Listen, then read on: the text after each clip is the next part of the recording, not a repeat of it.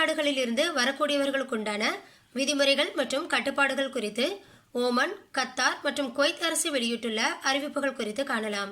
செய்திகளை முழுமையாக காணுங்கள். தொற்று நோயானது தொடங்கியதில் இருந்து கத்தார் அரசு அதன் குடிமக்கள் மற்றும் குடியிருப்பாளர்களின் ஆரோக்கியத்தை பாதுகாக்க பல முன்னெச்சரிக்கை நடவடிக்கைகளை மேற்கொண்டு வருகிறது. இந்நிலையில் தற்போது கத்தார் அரசு பசுமை பட்டியல் நாடுகள் குறித்த அறிவிப்பை வெளியிட்டுள்ளது.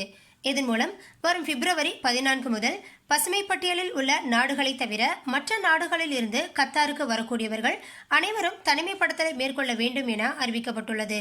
தற்சமயம் கத்தார் அரசின் பசுமை பட்டியலில் உள்ள நாடுகள் ஓமன், புருனே, தாய்லாந்து, சீனா, வியட்நாம், மலேசியா, சிங்கப்பூர், தென்கொரியா, ஜப்பான், மியான்மர், மாலத்தீவு, Australia, New Zealand, Mexico, Cuba, Mauritius, Iceland, Ireland உள்ளிட்ட 18 நாடுகள் கத்தாரின் பசுமை பட்டியலில் உள்ளதாகும்.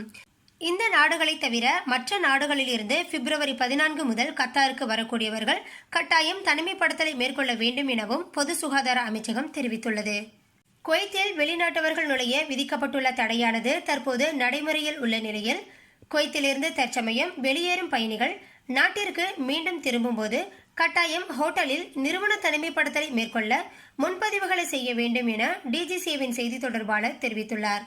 இதுகுறித்து வெளியிடப்பட்டுள்ள அறிக்கையில் குவைத்தில் இருந்து தாயகம் செல்லக்கூடியவர்கள் முன்கூட்டியே தனிமைப்படுத்தலுக்காக ஹோட்டலில் முன்பதிவு செய்திருந்தால் மட்டுமே தாயகம் செல்ல முடியும் என்றும் குவைத் சர்வதேச விமான நிலையத்தில் இருந்து புறப்படும் அனைத்து வகையான வேலிடிட்டி விசா வைத்திருப்பவர்களும் இருவழி மற்றும் ஒருவழி டிக்கெட்டுடன் செல்லும் பயணிகள் அனைவருக்கும் இது பொருந்தும் என்றும், ஆனால் இந்த முடிவானது விசாக்களை ரத்து செய்து செல்லும் வெளிநாட்டவர்களுக்கு பொருந்தாது எனவும் அறிவிக்கப்பட்டுள்ளது.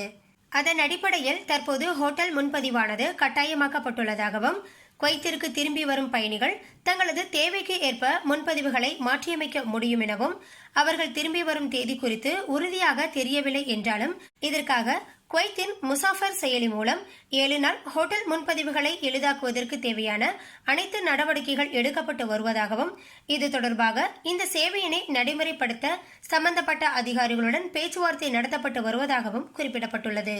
மேலும் பிப்ரவரி 21 முதல் வெளிநாட்டவர்கள் குவைத்திற்குள் நுழைய அனுமதிக்கப்படுவார்கள் எனவும், எனவே வரக்கூடிய பயணிகள் அனைவரும் ஹோட்டல்களை முன்கூட்டியே முன்பதிவு செய்வது குறித்து உறுதி செய்வது அந்தந்த விமான நிறுவனங்களின் பொறுப்பாகும் எனவும், இதற்காக 3 நட்சத்திர, 4 நட்சத்திர மற்றும் 5 நட்சத்திர ஹோட்டல்கள் மட்டுமே தற்போது நிறுவன தனிமைப்படுத்தலுக்கு அனுமதிக்கப்பட்டுள்ளதாகவும் தெரிவிக்கப்பட்டுள்ளது. தற்போது ஓமனுக்கு வரும் அனைவருக்கும் தனிமைப்படுத்தலானது கட்டாயமாக்கப்பட்டுள்ளதாக உச்சக்குழு அறிவித்துள்ளது.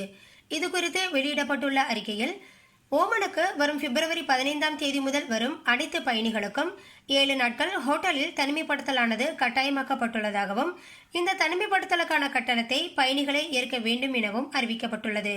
மேலும் பயணிகள் ஓமன் விமான நிலையம் வந்தவுடன் ஹோட்டல்களில் முன்பதிவு செய்ய வேண்டும் எனவும், இதற்காக மஸ்கட் கவர்னரேட், முசந்தம், தோஃபர், புரைமி, அல் தகிலியா, வடக்கு ஷர்கியா, தெற்கு ஷர்கியா மற்றும் வடக்கு அல் பட்டினா ஆகிய கவர்னரேட்டில் தனிமைப்படுத்தலுக்கான சிறப்பு ஹோட்டல்கள் ஏற்பாடு செய்யப்பட்டுள்ளதாகவும், மனிதவள அமைச்சகம் வெளியிட்டுள்ள இந்த ஹோட்டல்களில் பயணிகள் முன்கூட்டியே முன்பதிவு செய்யலாம் எனவும் அறிவிக்கப்பட்டுள்ளது.